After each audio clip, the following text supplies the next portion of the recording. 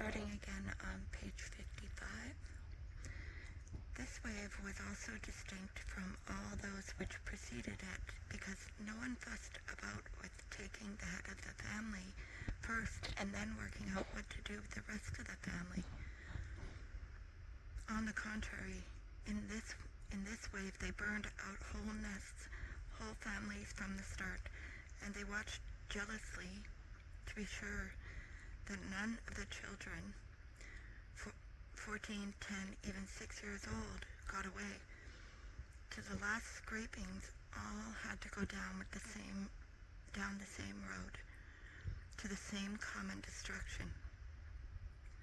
This was the first such experiment, at least in modern history, and it was subsequently repeated by Hitler with the Jews, and again by Stalin with nationalities which were disloyal to him or suspected by him. This wave included only pathetically few of those kulaks for whom it was named, in order to draw the wool over people's eyes.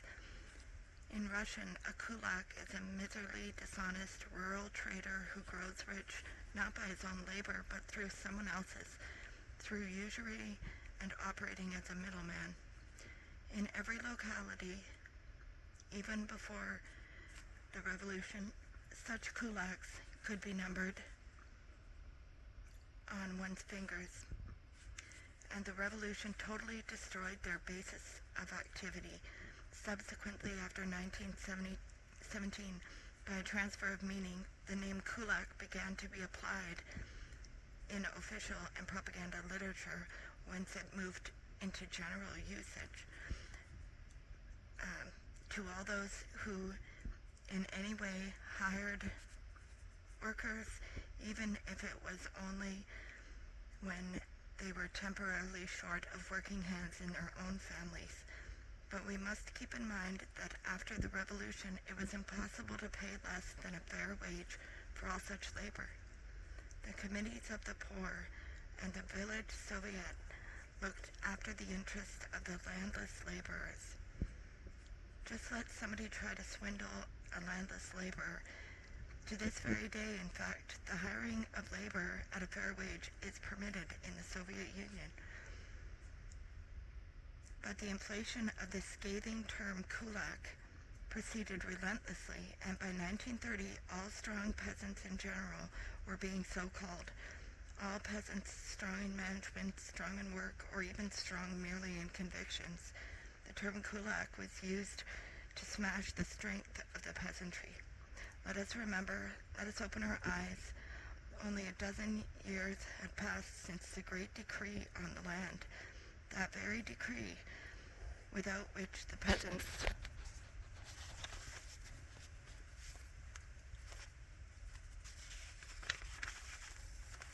would have refused to follow the Bolsheviks, and without which the October Revolution would have failed. The land was allocated in accordance with the number of mouths per family equally.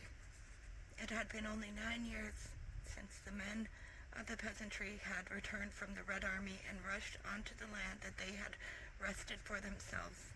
Then suddenly there were kulaks and there were poor peasants. How could that be? Sometimes it was a result of differences in initial stock and equipment. Sometimes it may have resulted from luck in the mixture of the family. But wasn't it most often a matter of hard work and persistence? And now these peasants, whose bread grain had fed Russia in 1928, were hastily uprooted by local good-for-nothings and city people sent in from outside. Like raging beasts, abandoning every concept of humanity, abandoning all humane principles which had evolved through the millennia, they began to round up the very best farmers and their families and drive them, stripped of their possessions, naked into the northern wastes, into the tundra and the taiga. Such a mass movement could not help but develop subsequent ramifications.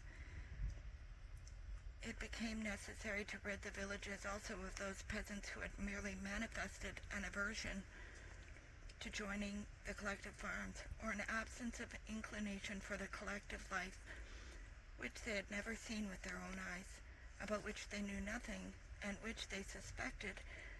We now know how well-founded or their suspicions were, would mean a life of forced labor and famine under the leadership of loafers.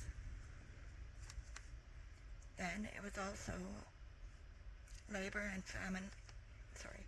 Then it was also necessary to get rid of those peasants, some of them not at all prosperous, who, because of their daring, their physical strength, their determination, their outspokenness at meetings, and their love of justice, were favorites with their fellow villagers, and by virtue of their independence, were therefore dangerous to the leadership of the collective farm. Beyond this, in every village, there were people who, in one way or another, had personally gotten in the way of the local activists. This was a perfect time to settle accounts with them, of jealousy, envy, insult. A new word was needed for all these new victims as a class, and it was born. By this time, it had no social or economic content whatsoever, but it had a marvelous sound. Podkulakchnik.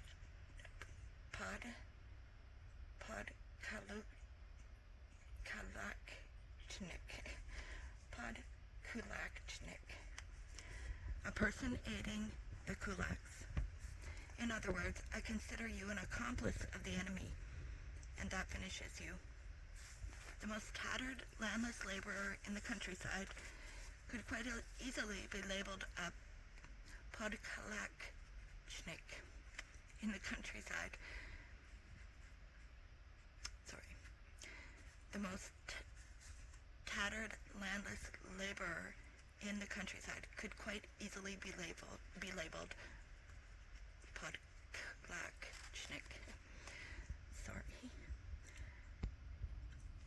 And so it was that these two terms embraced everything that was constituted the essence of the village: its energy, its keenness, its wit, keenness of wit, its love of hard work, its resistance, its conscience.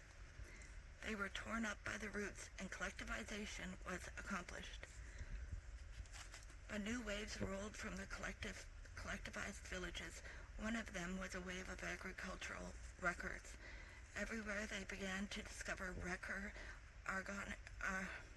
agronomists who, up until last year, had worked honestly all their lives, but who now purposely sowed weeds in the Russian fields.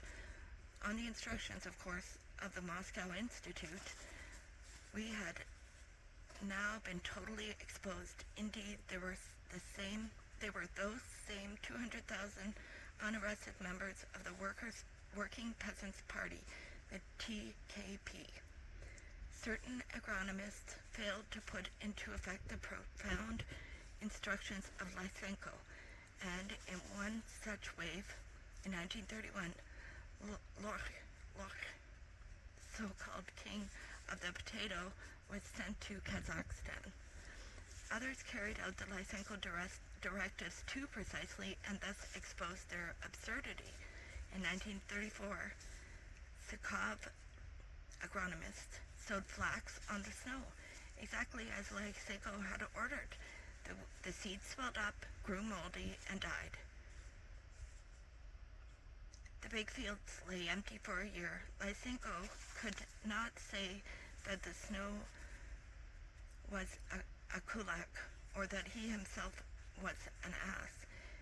He accused the agronomists of being kulaks and of distorting his technology, and the agronomists went off to Siberia. Beyond all this, in almost every machine and tractor station, wrecking in the repairing of tractors was discovered. And that is how the failures of the first collective farm years were explained. There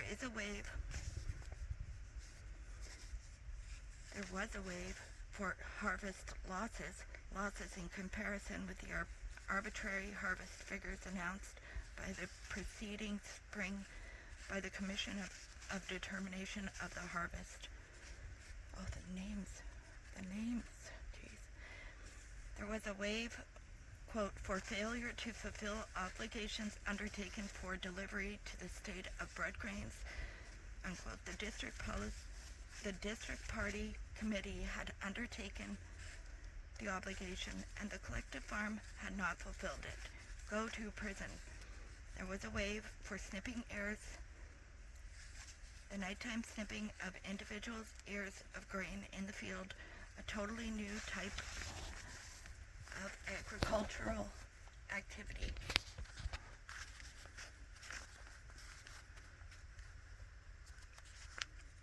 A new type of harvesting. The wave of those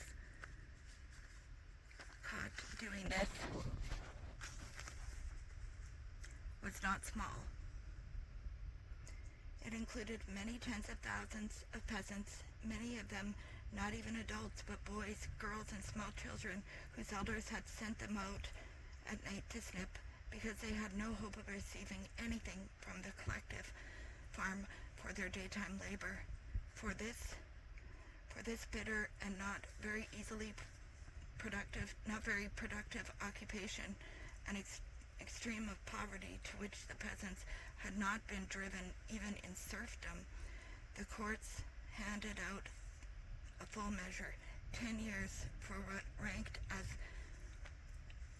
an especially dangerous theft of socialist property under the notorious law of August 7th, 1932, which in prisoners' lingo was known simply as the Law of 7/8.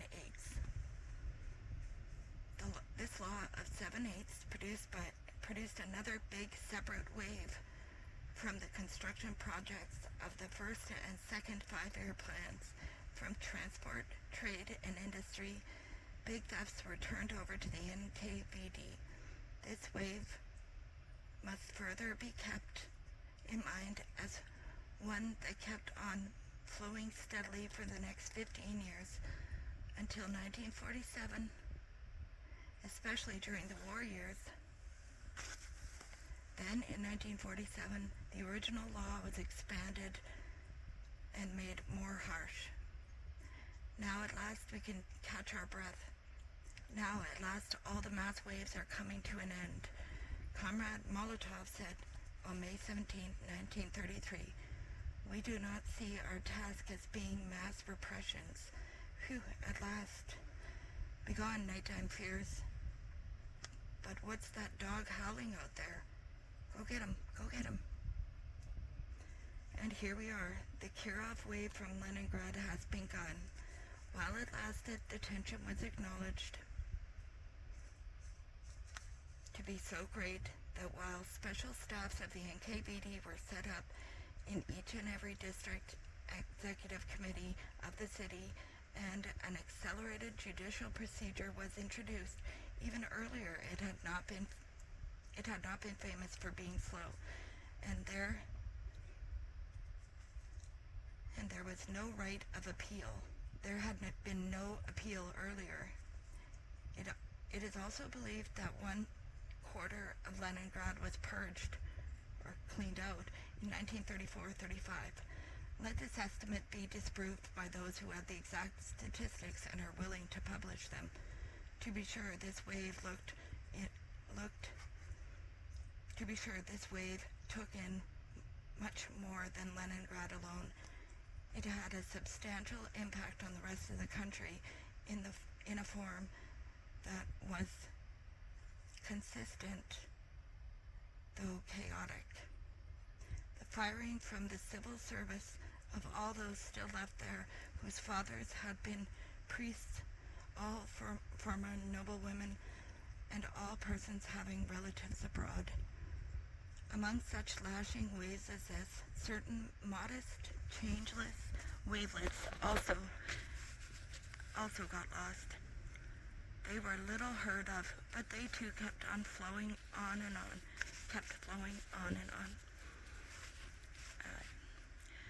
There were shoots bundlers who had lost the class battles in Vienna and had come to the fatherland of the world proletariat for refuge. There were the Esperantists, a harmful group which Stalin undertook to smoke out during the years when Hitler was doing the same thing. There were the unliquidated remnants of free philosophic society, illegal philosophical circles. There were teachers who disagreed with the advanced laboratory team system of instruction. In 1933, for instance, Natalia Ivanova Bugayenko was arrested by the Rostov GPU, but in the third month of her interrogation, a government decree suddenly announced that the system was faulty and she was let go. There were employees of the political Red Cross, which through the efforts of Yekaterina Peshkova was still defending its existence. There was mountain tribes on the North Caucasus who were arrested for their 1935 result, and non-Russian nationalities kept rolling in from one area then another. On the Volga Canal, construction site newspapers were published in 4 national languages: Tatar, Turkish, Uzbek, and Kazakh, and of course there were readers to read them. There were once again believers who this time were unwilling to work Sundays. They had introduced the 5- and 6-day week, and there were collective farms sent up for sabotage because they had refused to work on religious feast days and had been their custom in an era of individual farms. And now, and always, there were those who refused to become NKVD informers. Among them were priests who refused to violate the secrecy of the confessional. The organs had very quickly discovered how useful it was to learn the content of the confessions, the only use they found for religion. And members of non-Orthodox sects were arrested on an ever wider scale, and the big solitaire game with the socialists went on and on.